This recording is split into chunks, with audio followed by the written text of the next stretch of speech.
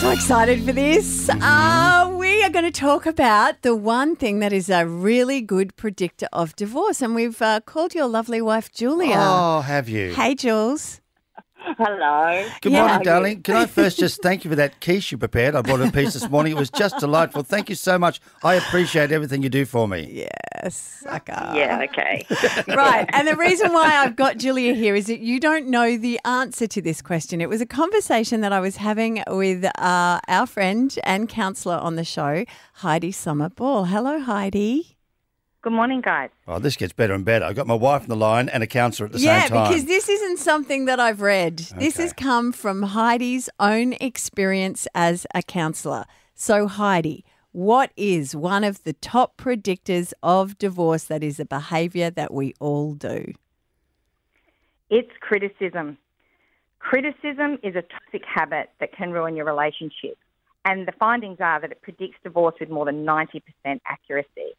It actually erodes the very foundations of relationships. Mm-hmm. Ooh, okay. There's silence from Julia. Yeah, well, no because, Julia, do you want to speak first about that, or as the victim, will I speak first about criticism? Oh, so you're the one heading to the divorce court first. Oh, well, no, I'm just saying between the two of us, the one more likely to pick away at stuff at the other one's life is you over me, I reckon, don't you?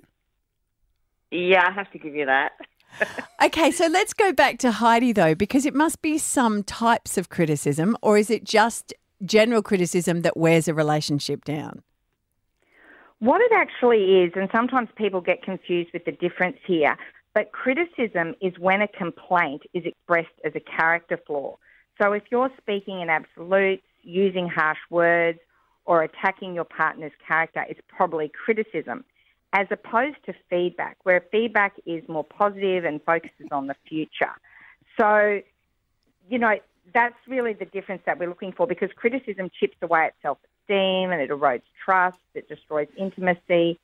Nothing good comes of criticism. It really is just like injecting poison into your relationship. Okay, so I'm trying to think of an example. So if someone is like Terry's leaving his clothes by the basket and not putting them in the dirty laundry basket every time. Hypothetically. Right. And Julia would then to turn around and say, you're so useless. Why can't, is that a criticism as opposed to saying, Terry, can you please put the clothes in the basket?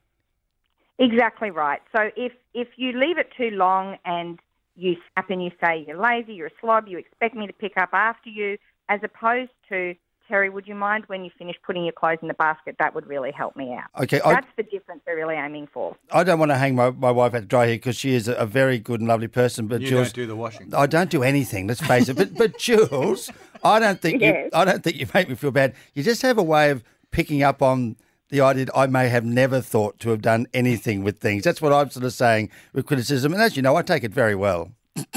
I would say I give you more feedback. Yeah. And Heidi, at what point does this criticism end up in divorce? Like, is it if it just deteriorates to the point they're no longer speaking? It usually, what we're talking about with divorce is when it starts. Criticism usually starts low-key and then escalates over time, and it's really habitual criticism that's the problem. So when I see couples that have really gotten caught in the tit-for-tat cycle and they just kind of can't get off the wheel, and that's when they come to me and they don't know what to do, and I say, you just have to stop. You have to stop right now. It's a matter of self-control, and if your relationship is important enough to you, then you will stop. Okay, Jill, sincerely, I mean, do you find me critical of you? I'm not trying to be proven right, but if I am, I would not wish to be. No, you're not. No, you never are, actually. I'll give you that. Let's see what she does. There's a whole list of everything else, but that one, you're okay. That's right. My wife has a beautiful way of giving you a compliment and adding 2 words at the end just to go, for now. Thank you, Julia. Guys, thank you, Heidi. Thank you. Yeah, we all learned something. Stop criticising. Thank you, Heidi. Julia, I'll phone you with notes later on in this conversation. Terry, you get 2 serves of quiche tomorrow. It's Robin, Terry and Bob on Brisbane's 97.3.